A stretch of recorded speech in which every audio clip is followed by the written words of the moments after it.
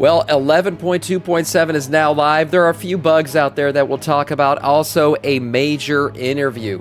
Interview done with 3 different devs here. So we're going to jump into that, talk about what Ian Hazzikostas, the UX designer, senior UX designer, and another designer said about the current state of WoW and Midnight. So let's just jump straight in here. Oh, watching the news? No, you're not. You're watching the final giveaway of the year from Samiccus, $140, and BNet Balance could be yours. And all you got to do is watch 1 hour of this shitty stream to get it, boys and girls. Get yourself whatever you want. Hey, maybe you're craving a new mount. Maybe that long boy that you've been wanting could be yours. That's right. Hey, get yourself the Epic Edition. Get yourself pets. Whatever your heart desires could be yours. Get yourself a mount pack.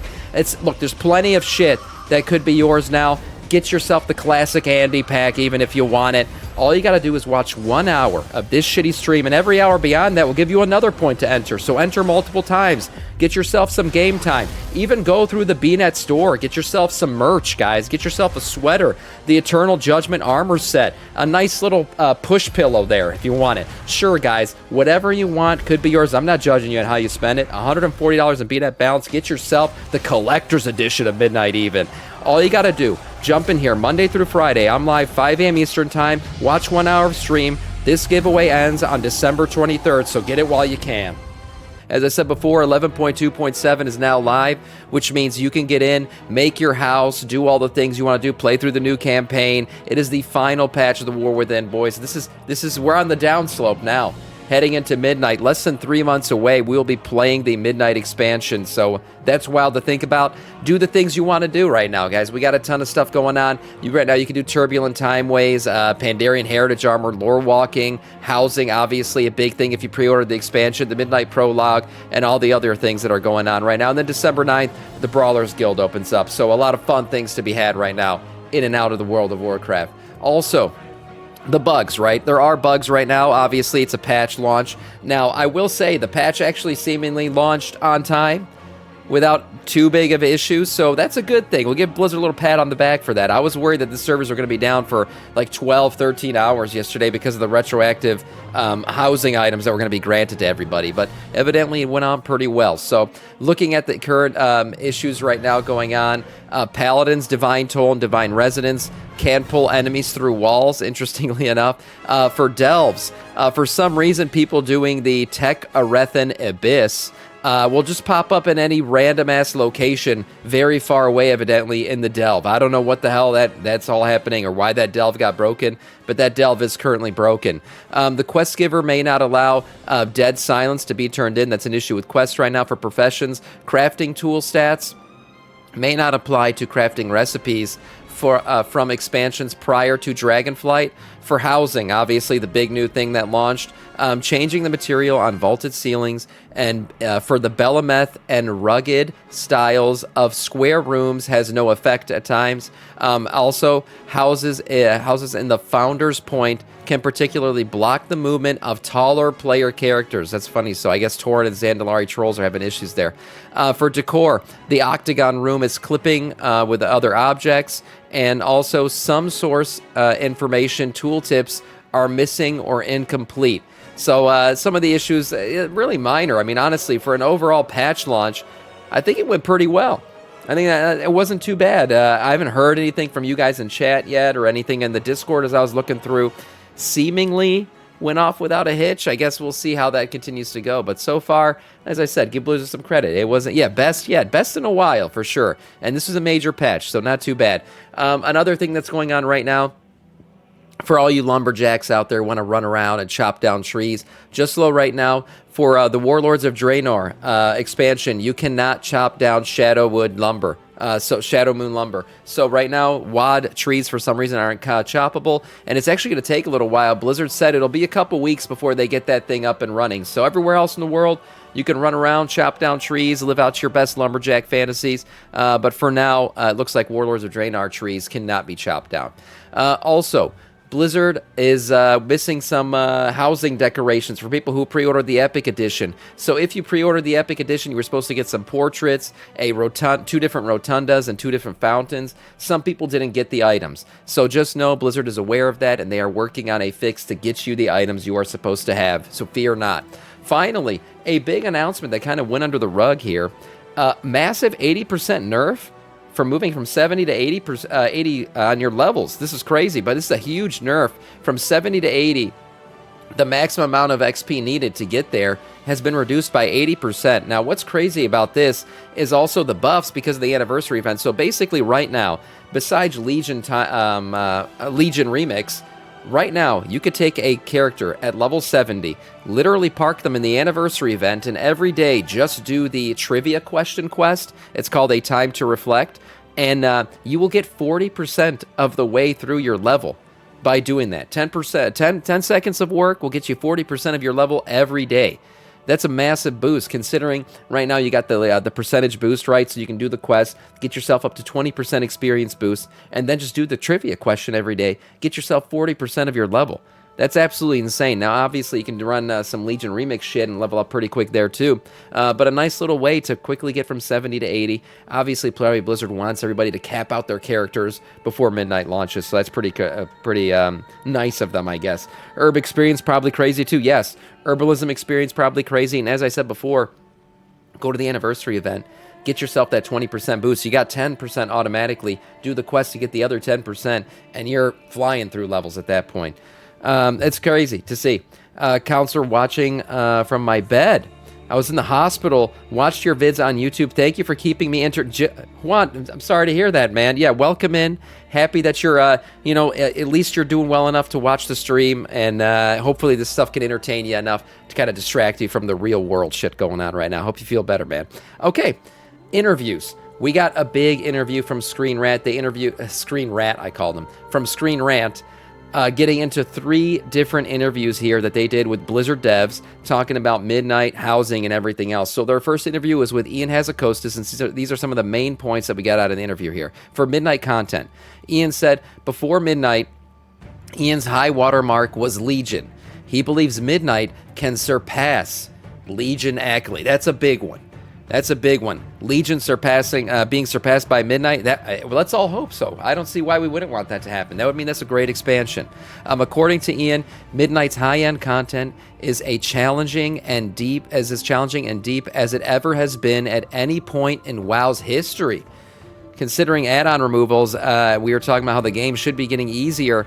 Maybe with the add-on removal and the fact that Blizzard's trying to make the game a little bit easier, the difficulty will balance out to where we get some of the challenging and most deep content, he's saying, we've ever had in the game. That's pretty crazy. On top of that, on top of the high-end content, Midnight also adds a slew of more approachable ways to experience the game so that you can play with any friend or family member. A lot of people that play WoW and love the game, but no longer have all the free time they did 10 to 20 years ago, this is what motivates Blizzard to create more forms of content to keep these players connected to the game. And I kept saying this back when they gave us Delves. This is a great piece of content. It's that like 10 to 15 minute filler content. You can even do them quicker if you get really good at Delves that we haven't had in the game, right? Because at my age right now, sometimes all I got is 10 to 15 minutes, but I want to log in and play. I want to play some WoW. And for now, this is really the best way to do it, is run a delve, right? So Blizzard's been introducing a lot of ways to play this game, to get geared, and to get, to advance yourself in the game without requiring you to sit down and get into a raid and a guild and everything else that used to be really required to level up at a high, or at least gear out at a high level at the end game. So Blizzard has been doing this, and I hope they continue to give us new ways to play the game. An equal number of people play LFR as their primary form of raiding, as many people as do normal, heroic, and mythic combined. Holy crap. I mean, I guess this should be expected because LFR is really accessible, but I didn't realize there were that many people running it. So just as many people run LFR as do normal, heroic, and mythic combined. That's pretty crazy. I mean, I'm sure mythic isn't a big number, but I would expect normal to be the biggest one. I didn't know LFR would be. So there you go. Which means, obviously, Blizzard pays attention to LFR, right? They want it to be a good experience if the majority of the player base is clearly doing that. For dungeons, Ian went to dungeons. He said before Mythic Plus was introduced in Legion, Blizzard struggled with what space dungeons had in the endgame content of WoW. WoW's development mindset has evolved together with the players. Back in TBC, you'd have players CCing and avoiding mobs, but now, looking at TBC Classic, that's rarely the thing that people do. Now they just AoE everything down. This change in mindset also affects the development of future content. And he's right. I mean, we are in the age of AoE. Even though they AoE capped everything, that's how you run a dungeon now. Gather it all up, blast it all down. That's been the way for quite a while now. Basically, since Legion, I feel like that's really been the way that you run a dungeon. So, yeah, at least Blizzard recognizes that. New and returning players. Blizzard has tailored the new player experience to slow down things for new players, allowing them to take it one step at a time. The first being dropping them in the Dragon Isles instead of Orgrimmar or Stormwind, so they can run the Dragonflight campaign to level and learn the game and their class. For returning players, they've created the Arathi Highland experience to help those who haven't played in a while catch up with the systems and the lore that they might have missed in the past expansions. And I think this returning player thing's a big deal. There's a lot of people out there who want to come back to WoW that just are overwhelmed by the thought of coming back to WoW. And I feel like this new player experience is a great way to get them back in the game, get them reacclimated to everything, and finally re-addict them. Re-dick. Bring the dick back. Bring the diction back to the game. So there you go. Hopefully players do come back. A healthy player base is a big player base, and that's what we want to see. Sam, I only got one arm and 2 fingers. Does the hold and cast function work for you guys, or is it simply not in the game yet? In the combat section, by the way. No, it should be in the game. That was something they added in for the one-button rotation now. Should even work with the hold and cast. So I don't know maybe that's another issue right now that we haven't mentioned today that's going on right now in the game, but hold and cast should be working. We don't care what you think. Thank you, Anarian. Also, future of WoW housing. Ian sees WoW still around, still kicking in 10 years.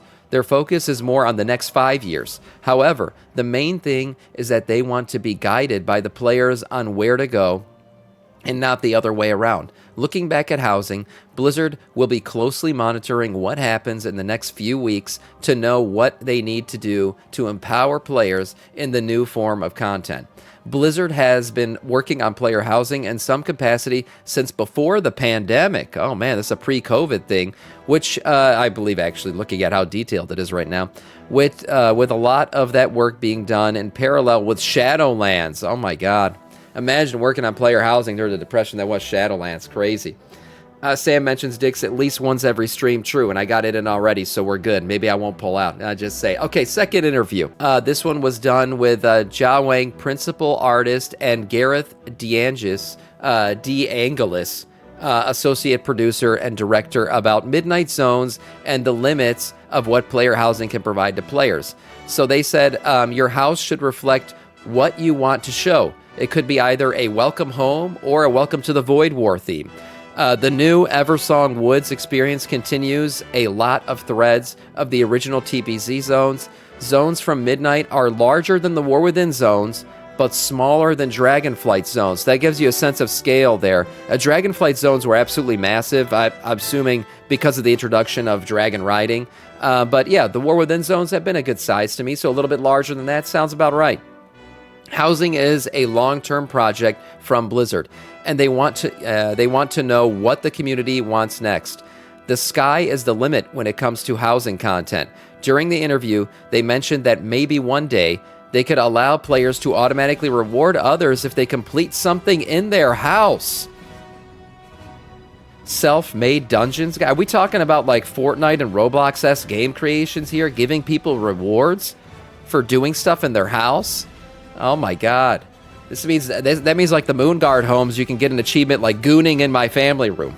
It's going to be great. Wonderful. Okay, that's crazy. That's an open-ended statement there that could lead to a lot of things. For instance, if someone clears a parkour course they created, it could trigger an automatic reward from the course's creator. A type of player-created fake quest. No promises here, just a cool idea. Wow, that's an open-ended statement that could really lead to some crazy content out there. I'll give you 100 gold if you clean my house. Yeah, that's another quest, right? Cleaning of the house. Nice. Yeah, so that's crazy that Blizzard's actually considering something like that. We talked about the open-endedness of what housing could bring to the game, and yes, not everybody's a housing Andy. Not everyone wants to decorate their home with their rugs and their couches and shit. That's not everybody's fantasy, but creating really cool in-game content that could be completed for rewards, that's pretty wild. Here in the final interview, we have Jesse Kernachik principal game designer, Joanna Julius, a senior UX designer, talking about player housing origins at Blizzard and its goals. So here we go. Player housing is a new pillar of WoW gameplay built with that in mind. There will be players who will complete Exile's Reach and then go straight into housing, right? Players who don't really play the game, they just want to do housing shit. Of course, I know there's going to be an entire community just built around player housing. Housing had been an idea at Blizzard for a long time, almost 15 years. But it always presented a lot of challenges both in tech and in art categories. The road to housing wasn't clear. We had a lot of twists and turns, projects scrapped, and features reinvented over the past 3 years or so of development. We knew from early on that everyone was going to be able to get a house. That was, I think, one of the first things you said, Jesse, was like every player, everyone's going to get one. The concept of housing universality meant that Blizzard spent a lot of time on accessibility. It was crucial that every player could decorate their house with a simple yet powerful UI.